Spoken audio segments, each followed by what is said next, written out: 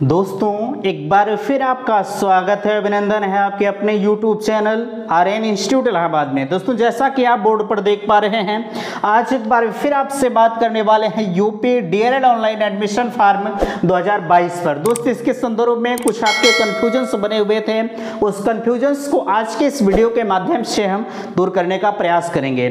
ठीक है, वीडियो शुरू करने से पहले मैं एक निवेदन आपसे करना चाहूँगा कि अगर आप चैनल पर पहली बार विजिट कर रहे हैं तो प्लीज़ चैनल को सब्सक्राइब जरूर कीजिएगा, क्योंकि शिक्षा से जुड़ी हर अपडेट्स मेरे चैनल के माध्यम से सबसे पहले प्रोवाइड की जाती है।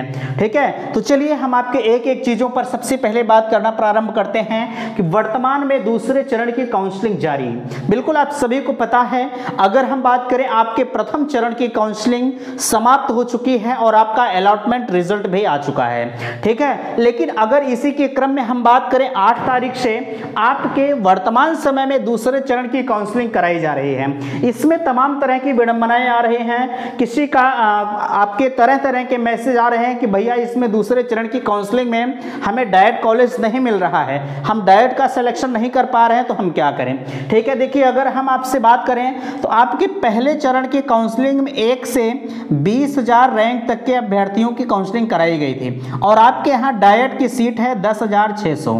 ठीक है, 10,600 है तो जाहिर सी बात है कि हर विद्यार्थी की इच्छाएं होती हैं कि हमें डायरेक्ट कॉलेज ही मिले। ठीक है, हर विद्यार्थी की इच्छाएं होती हैं कि हमें डायरेक्ट कॉलेज ही मिले, लेकिन सवाल ऐसा उठता है, जाहिर सी बात है अगर 10,600 सीट है, 200 बच्चों का सिलेक्शन एक साथ सभी लोग डायरेक्ट ही कर रहे हैं, तो जाहिर सी बात है सबको तो मिलेगा नहीं, मिलेगा तो एक जो है 10,600 तक रैंक वालों को मिलेगा।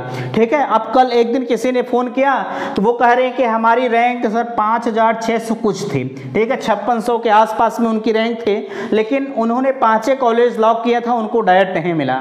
तो देखिए मैं आपसे बताना चाहूंगा, आपने जो डायरेक्ट लॉक किया, ठीक है, आपने जो डायरेक्ट लॉक किया उससे ज्यादा मेरिट वाले उसी डायरेक्ट को लॉक कर दिए। ठीक है, तो इस वजह से प्रथम वरीयता के क्रम में पहले उन्हें रख दिया गया, इस वजह से आपको डायरेक्ट कॉलेज नहीं मिला। मैं आपसे कहना चाहता हूं, अगर दूसरे चरण की काउंसलिंग में आप पार्टिसिपेट कर रहे हैं तो सबसे पहले आप उसी डायरेक्ट को चूज कीजिएगा जो पहले राउंड की काउंसलिंग में आप डाले हैं, उसके बाद आप वही वरीयता देते हुए आगे की तरफ चले आइएगा। अगर आपकी मेरिट उस हिसाब से हो गई होगी तो आपको डायरेक्ट का सिलेक्शन हो जाएगा। ठीक है, चलिए हमने कहा आपसे दूसरे चरण की काउंसलिंग का रिजल्ट आपका कल आएगा। ठीक है, 11 तारीख को शाम तक आपका रिजल्ट आ जाएगा। लेकिन सवाल एक चीज का फिर उत्पन्न होता है कि अगर हमें कोई कॉलेज दूसरे चरण में भी नहीं अलॉट हुआ तो हम क्या करें। ठीक है, तो मैं आपसे बताना चाहूंगा, यहाँ लिखा भी गया है कॉलेज अलॉटमेंट रिजल्ट आपका 11 तारीख को आएगा। ठीक है, अब सवाल ऐसे में उठना लाजमी है कि कॉलेज अलॉट नहीं हुआ है तो हम क्या करें। देखिए हमने आपसे बताया था, जब पहले चरण की काउंसलिंग 1 से 20,000 रैंक वाले कर रहे थे तो जिसमें 20,000 वालों को जो कॉलेज नहीं अलॉट हुआ वो 20,000 से 50,000 वालों में पार्टिसिपेट किए। ठीक है, तो सेम वही प्रक्रिया आप अपनाते हुए आप थर्ड राउंड की काउंसलिंग में पार्टिसिपेट करेंगे।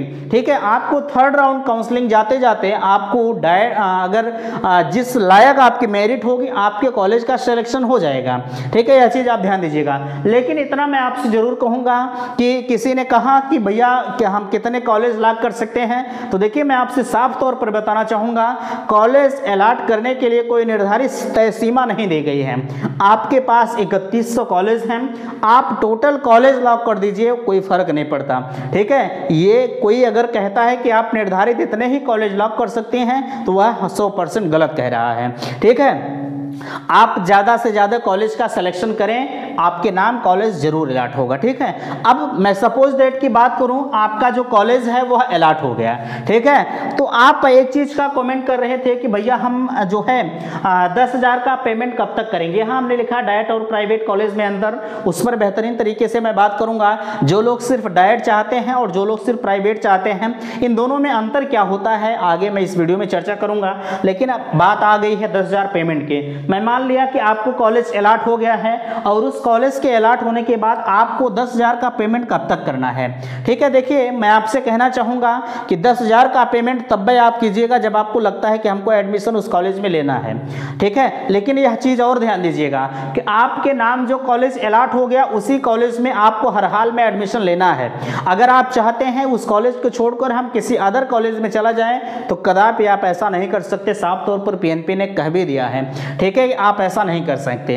अगर आप चाह रहे हैं, हमने 10,000 का पेमेंट भी कर दिया, उस पेमेंट के बाद अगर आप चाह रहे हैं कि हमारा जो 10,000 रुपये है वह वापस हो जाए तो आपका 10,000 रुपये का पेमेंट कदापि वापस नहीं होगा। ठीक है, इससे भी आप ध्यान रखिएगा। तो इस वजह से बहुत सोच समझ कर आप 10,000 का पेमेंट करिएगा। 10,000 के पेमेंट के लिए आपका अगर 11 तारीख को कॉलेज अलॉट हो रहा है, 11 तारीख से आपका एडमिशन भी चालू हो जाएगा, तो आप 2 से 3 दिनों में जो है ये फाइनल प्रक्रिया करके आप एडमिशन ले लीजिए। क्या दिक्कत है, ज़्यादा दिन आप मत छोड़िएगा, 2 से 3 दिनों का समय आप लीजिएगा। 10,000 का पेमेंट करके आप अपने एडमिशन को फाइनल कीजिए। यार जब हमको बीटीसी करना है तो करना है। ठीक है, हमें भविष्य में कुछ करना है तो करना है। अब ऐसा तो है नहीं कि हम पेमेंट नहीं करेंगे तब वो हमारा एडमिशन हो जाएगा, नहीं, ऐसा नहीं होगा। आपकी फीस से, अगर आपकी फीस 41,000 है, प्राइवेट मिला है, अगर आपकी फीस 41,000 है तो इसमें से 10,000 रुपये माइनस हो जाएगा। टोटल फीस आपको 31,000 का पेमेंट करना पड़ेगा। ठीक है, ये 10,000 रुपये आपका कहीं जाएगा नहीं, वो अगली फीस में एडजस्ट कर लिया जाएगा। ठीक है, चलिए इतनी बातें आपको समझ में आई हैं। चलिए अब हम बात करते हैं, यहाँ देखिए डायरेक्ट कॉलेज नहीं मिला तो क्या करें। देखिए मैं आपसे बताना चाहूँगा, अगर आपको सेकंड चरण की काउंसलिंग में डायरेक्ट कॉलेज नहीं मिल रहा है तो सारे डायरेक्ट कॉलेज आपके भर गए हैं, अब आपको डायरेक्ट कॉलेज नहीं मिलेगा। चूँकि जब 20,000 रैंक तक हो रही थी तो उसमें सभी बच्चों ने डायरेक्ट का ही सिलेक्शन किया होगा, इस वजह से डायरेक्ट की सीटें भर गई होंगी। आपको डायरेक्ट कॉलेज नहीं दिख रहा है तो डायरेक्ट आपको नहीं मिल पाएगा। ठीक है, जब सीटों में भर गई है तो कहाँ से आपको डायरेक्ट मिलेगा। चलिए अब हम बात करते हैं डायरेक्ट और प्राइवेट कॉलेज में अंतर। देखिए डायरेक्ट और प्राइवेट कॉलेज में अगर देखा जाए तो कोई अंतर नहीं होता है। ठीक है, आप टेट उनको भी देना है, टेट इनको भी देना है, सीटेट इनको भी देना है, सीटेट इन्हें भी देना है। जितना पूर्णांक डायरेक्ट का होगा उतना पूर्णांक प्राइवेट का होगा। हाँ, बस फर्क यही होता है कि इन दोनों की पढ़ाई में थोड़ा सा अंतर जरूर होता है। सरकारी प्राइवेट में अंतर तो जरूर होता है, आप ये पहले से भी पता है आपको। ठीक है, लेकिन अब मैं विचार करूं कि आप प्रयागराज के प्रॉपर रहने वाले हैं, ठीक है, और आपको डायरेक्ट मिल गया, जो है आपको डायरेक्ट आजमगढ़ मिल गया। ठीक है, आपको डायरेक्ट आजमगढ़ मिल गया तो डायरेक्ट की फीस आपकी तो 10,000 रुपये, 10,200 रुपये है। ठीक है, डायरेक्ट की फीस आपके 10,200 रुपये है, और वहीं हम बात करें प्राइवेट के 41,000 रुपये है। ठीक है, तो अगर आपको आजमगढ़ डायरेक्ट मिल गया है तो आपकी जो 41,000 फीस है, अगर आप अपने होम डिस्ट्रिक्ट, अपने घर के आसपास में प्राइवेट कॉलेज से ही कर ले रहे हैं तो जो फीस आप यहाँ 10,000 पेमेंट कर रहे हैं, यहाँ आप आएंगे आजमगढ़ में, मान लो कि आप आ गए, आपने रूम लिया, 2 साल का खर्चा सब कुछ आप जोड़ लीजिए, प्राइवेट से ज़्यादा हो जाता है। ठीक है, प्राइवेट से ज़्यादा हो जाता है, इस वजह से बहुत ज़्यादा अंतर नहीं होता है।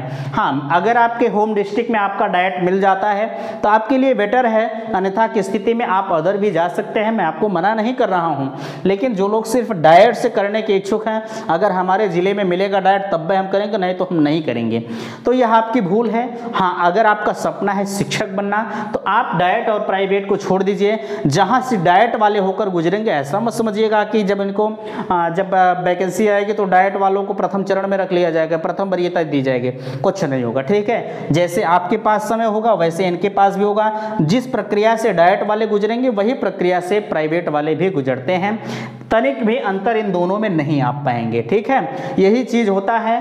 पता लगा आपके घर से 400 किलोमीटर दूर मिल गया डायरेक्ट, तो वहाँ जाके आप कर क्या लेंगे, और आप अपने होम डिस्ट्रिक्ट में रहकर, आपके अपने घर के पास रहकर, हाँ थोड़ा सा अंतर ये जरूर होता है कि आप घर से बाहर रहते हैं तो आपकी पढ़ाई अच्छी खासी हो जाती है, घर पर नहीं हो पाता। लेकिन कुछ लोग होते हैं घर पे पढ़कर तीर मार देते हैं, कुछ लोग इलाहाबाद यहीं पढ़े रहते हैं प्रॉपर, कुछ उखाड़ नहीं पाते हैं। ठीक है, तो यही सब होता है, बाकी कुछ अंतर नहीं होता है। उम्मीद करते हैं कि सब कुछ आपको समझ में आया होगा।